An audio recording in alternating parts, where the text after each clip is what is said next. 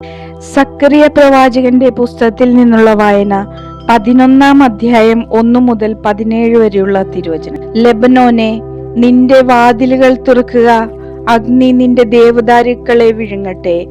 സരളവൃക്ഷമേ, വിലപിക്കുക, ദേവദാരു നിബദിച്ചു, വിശിഷ്ട വൃക്ഷങ്ങൾ നശിച്ചു. ബാഷാനിലെ കരുവേലകമേ, വിലപിക്കുക, നിബിഡ വനങ്ങൾ വെട്ടിവീഴ്ത്തിയിരിക്കുന്നു.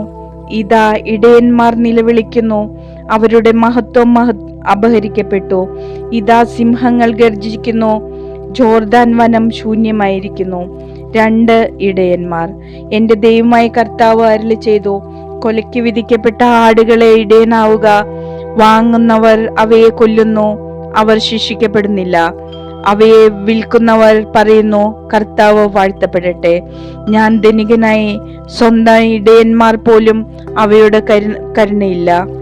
കർത്താവ് അരുളി ചെയ്യുന്നു, ദേശത്ത് വസിക്കുന്നവരുടെ മേൽ ഇനി എനിക്ക് കരുണ തോന്നുകയില്ല. ഞാൻ അവരെ ഓരോരുത്തരെയും തങ്ങളുടെ ഇടയന്റെയും രാജാവിന്റെയും പിടിയിൽ അകപ്പെടാൻ ഇടയാക്കും. അവർ ഭൂമിയെ ഞെരുക്കും, അവരുടെ കയ്യിൽ നിന്ന് ഞാൻ ആരെയും രക്ഷിക്കുകയില്ല. ഞാൻ ആട് വ്യാപാരികൾക്ക് വേണ്ടി കൊലയ്ക്ക് വിധിക്കപ്പെട്ടിരുന്ന ആടുകളുടെ ഇടയനായി ഞാൻ 2 വടിയെടുത്തു. ഒന്നിന് കൃപയെന്നും രണ്ടാമത്തേതിന് ഐക്യമെന്നും പേരിട്ടു. ഞാൻ ആടുകളെ മേയിച്ചു. 1 മാസത്തിനുള്ളിൽ ഞാൻ 3 ഇടയന്മാരെ ഓടിച്ചു. ഞാൻ അവയെ കൊണ്ട് മടുത്തു, അവയ്ക്ക് എന്നോടും വെറുപ്പായി. ഞാൻ പറഞ്ഞു, ഞാൻ നിങ്ങളുടെ ഇടയനായിരിക്കുകയില്ല. മരിക്കാനുള്ളത് മരിക്കട്ടെ, നശിക്കാനുള്ളത് നശിക്കട്ടെ, ശേഷിക്കുന്നവ പരസ്പരം വിഴുങ്ങട്ടെ. ഞാൻ കൃപ എന്ന വടി എടുത്തൊടിച്ചു. അങ്ങനെ സകല ജനതകളുമായി ചെയ്ത എന്റെ ഉടമ്പടി ഞാൻ അസാധുവാക്കി. അന്ന് തന്നെ അത് അസാധുവായി. എന്നെ ശ്രദ്ധിച്ചു കൊണ്ടിരുന്ന ആടുവ്യാപാരികൾ ഇത് കർത്താവിന്റെ വചനമെന്ന് അറിഞ്ഞു.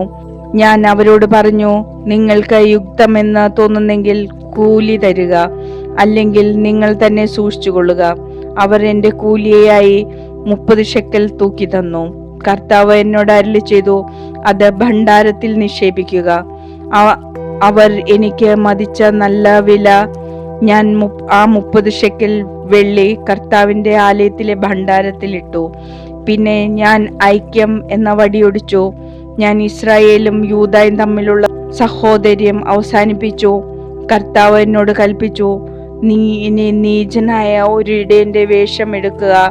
ഞാൻ ദേശത്തേക്ക് ഒരു ഇടയനെ അയക്കും. അവൻ നശിക്കുന്നവയെ രക്ഷിക്കുകയോ വഴിതെറ്റിപ്പോയവയെ അന്വേഷിക്കുകയോ മുറിവേറ്റവയെ സൗഖ്യപ്പെടുത്തുകയോ ആരോഗ്യമുള്ളവയെ പോഷിപ്പിക്കുകയോ ചെയ്യാതെ കൊഴുത്തവയുടെ മാംസം തിന്നുന്നു, കുളമ്പുപോലും പറിച്ചെടുക്കുന്നു. ആട്ടിൻകൂട്ടത്തെ ഉപേക്ഷിച്ച് കളയുന്ന എന്റെ നീചനായ ഇടയന് ദുരിതം. വാൾ അവന്റെ കൈ ഛേദിക്കട്ടെ, വലത്ത് കണ്ണ് ചുഴുന്നെടുക്കട്ടെ. അവന്റെ കൈ പൂർണ്ണമായും ശോഷിച്ചു പോകട്ടെ, അവന്റെ വലത്ത് കണ്ണ് തീർത്തും അന്ധമാകട്ടെ.